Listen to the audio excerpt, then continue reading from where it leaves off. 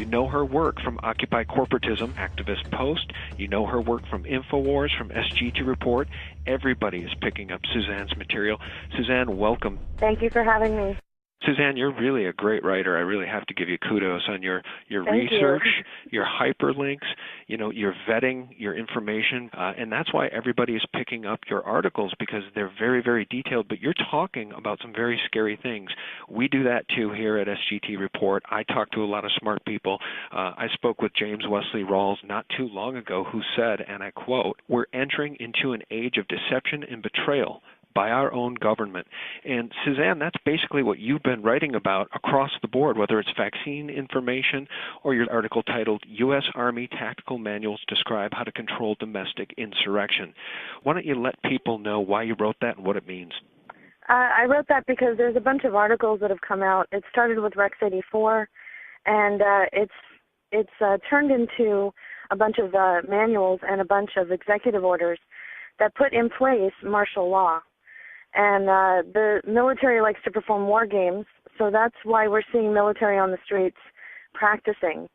They are actually practicing. The tanks that we see on the streets and the National Guard patrolling neighborhoods and the practices that they're doing with our local police department, this is all in preparation for martial law, so that when they do actually lock down the country, they've got everything secured. People that don't run in these circles and to whom this information is new, Suzanne, they love to say that we're all conspiracy tinfoil hat-wearing nuts because we still live in a republic. But I think what we're starting to see, for anybody who is objective at all, is we're seeing a totalitarian system now unveil itself. And ever since essentially 9/11 happened, it's been more and more of these draconian measures that are leading us right down the road to martial law. What do you think will be the cause of the declaration of martial law? Will it be a financial collapse or something altogether different? We've seen a lot of false flags. What do you think would be the cause of martial law? Well, I had written an article earlier this week from a U.S. Marine informant and also a Deutsche Bank informant. And in 2008, we should have collapsed. We should have gone the way of Greece. The only reason why we didn't was because the global elite and the banking cartels put it off on the Eurozone and collapsed the Eurozone in order to gain sovereign debt. Sovereign debt is when you actually own the physical land. You don't just own the buildings, you don't just own the people and the money. They're extracting wealth so that the only thing that the governments will have left to give them is the actual land that they own. While they're doing this, they're amassing this wealth in order to redirect it toward martial law endeavor, and not just in America, but globally. They want to lock down every country and force us into global governance, eventually force us into a global reserve currency that is like the Bancor that the IMF has been pushing. So in 2008, when Hank Paulson went to the Congress and said that they had to bail out the banks for $700 billion or martial law would be declared, they weren't lying. They went ahead and passed that, and they gave this money to the Chinese.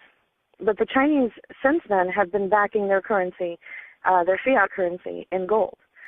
And China's been doing this, India's been doing this, and Russia's been doing this. Okay. So this is just to confirm that I'm here trying to make a mortgage payment in cash. I have $1,380 sitting in front of me for a $1,371 mortgage payment. And Bank of America is rejecting a cash payment of my mortgage here in Lakeport, California. Is that correct? So you need to turn that off. Is that correct? You need to turn that off, sir. This is what I've just been told. Bank of America has just refused to accept my mortgage payment in cash and is insisting on kind of a wire transfer. Apparently, in America, cash does not pay the mortgage anymore, is what I'm being told today in Lakeport. If you go back in history, the reason why we went after Gaddafi was because he was presenting the dinar, which was a gold-backed currency that he was getting together with other countries like in Africa. He was going to subvert the global reserve currency, which is the U.S. dollar, and destroy its complete value by backing it with gold, because the central bankers haven't dealt in gold since 1934. So in order to avoid all of this, the central bankers are going after Iran right now, and that's what this war is about, to try and stop India and China and Russia from buying Iranian oil with gold. Because if they destroy the global reserve currency, which is the U.S. dollar, then what we're going to have is we're going to wake up one morning and we're going to be like Greece. And that's going to cause complete panic in this country. So since they already set off the financial time bomb in the Eurozone, they know that it's just a matter of time before it hits our shores. So they're preparing for it. That's why we see all the movement on the streets. People are seeing tanks being moved in Burbank, California. They're seeing in their forested areas, they're seeing police, military, escorting them off the property. National forested lands. This is public land, supposedly. By the way, it's owned by UNESCO, and it's a World Heritage Site, so it's actually owned by the UN. But anyway, people are seeing military on their streets.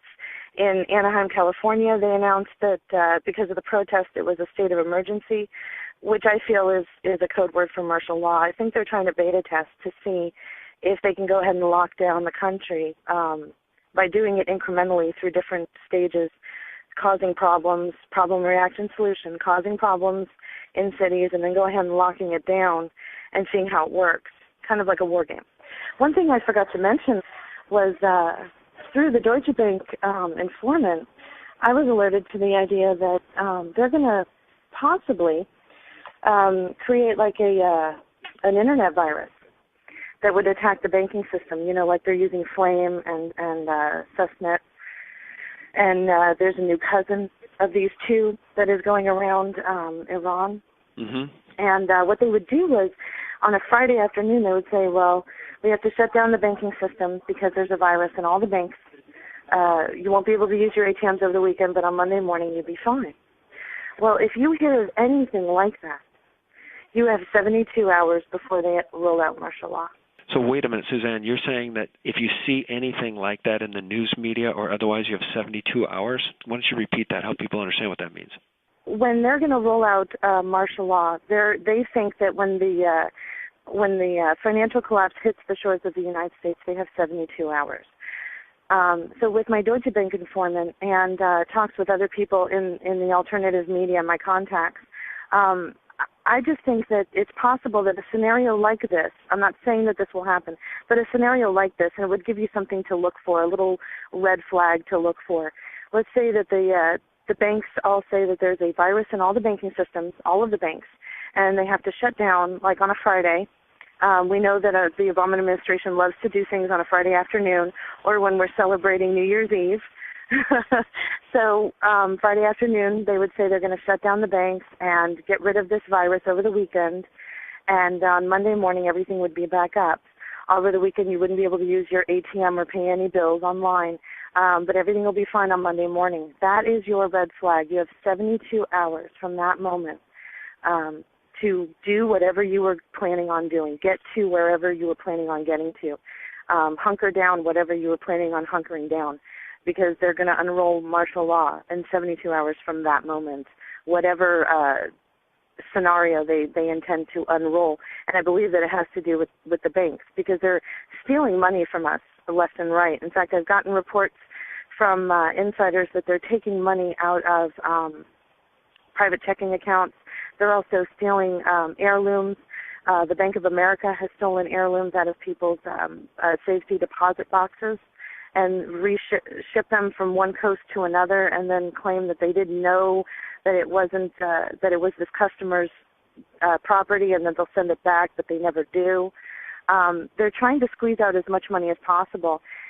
And with MF Global and John Corzine, that was a beta test to see if they could take secured customer funds and get away with it, and they did. They're coming for our private checking accounts next. They're looking for as much money as they can to fund this not only domestic but global police state. So like I said, if you hear of anything with the banking industry, and I personally think it might be a false flag with an internet virus or a virus in the banking system as far as their computers go, then you have 72 hours from that time to go ahead and do what you were planning on doing. Wow. Well, I mean, we don't know if that will happen, but if it does, if people see these signs that Suzanne just talked about, Suzanne, you may have just saved some lives. I mean, for those who live in inner cities, in big cities, in scary places, be it downtown Chicago, New York, L.A., you may have saved some lives. People can get out if they have 72 hours. If they don't have but a couple of hours and there's traffic jams, they're not going anywhere. That's really frightening information. Let me ask you this. In your article from earlier this week, titled DHS and U.S. Military Make Final Preparations Before Announcing Martial Law, about 6 paragraphs down you wrote, the acquisition of armory by the DHS and contracts for bulletproof glass for checkpoint booths to be positioned strategically throughout the nation on public highways have heightened awareness that the U.S. government is preparing for a well-planned domestic military action.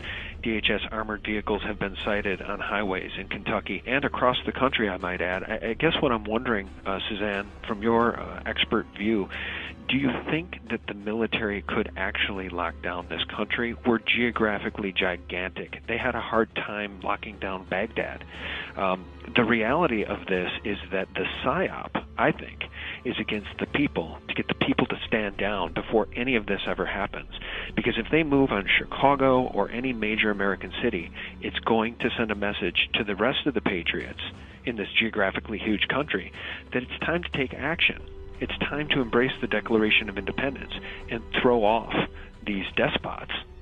What do you make of what I'm saying here? What do you think the reality is of them being able to lock down this country in any sort of martial law capacity? I agree with you that it's going to be difficult, and that's why they've done beta testing. The NATO summit, we saw that they were trying to do that there as well. They've allocated foreign troops. They've been training with the Polish army and the Russian army. The Russian army has shown up in Colorado. There have been reports that the Russian army have been starting the fires. And the reports that I got, that I put in that article that you just mentioned, the fires were started right in front of areas that were militarily secured. So it's my understanding that they might have been starting the fires to try and get people out of the way, get people moved out of the way so they wouldn't see what they're doing. DHS has contracted independent contractors to cover up the holes for the underground bases that they're building. So their use of foreign troops, which goes right back to Rex 84, back in the early 80s, I don't think they're going to have a problem. They're going to bring NATO forces onto the streets and to work with them, and that doubles or triples their military capacity. I think they're going to definitely try this. I think they're going to use foreign troops along with them. The foreign troops also serve 2 purposes. They're extra security, and also if something does happen, well, they can blame it on the foreign troops. You know, they can say, oh my God, the Polish army was here. Oh, the Russians were doing this. We should go and get the Russians now. Yeah, I think what this government is now doing with these false flags with what I'm calling these false flags that we saw in Aurora and in Wisconsin, is they're doing their level best before martial law happens to disarm the people. What do you make of what I just said there, and what do you make of what I'm calling false flags in Aurora and Wisconsin, Suzanne? They are definitely false flags.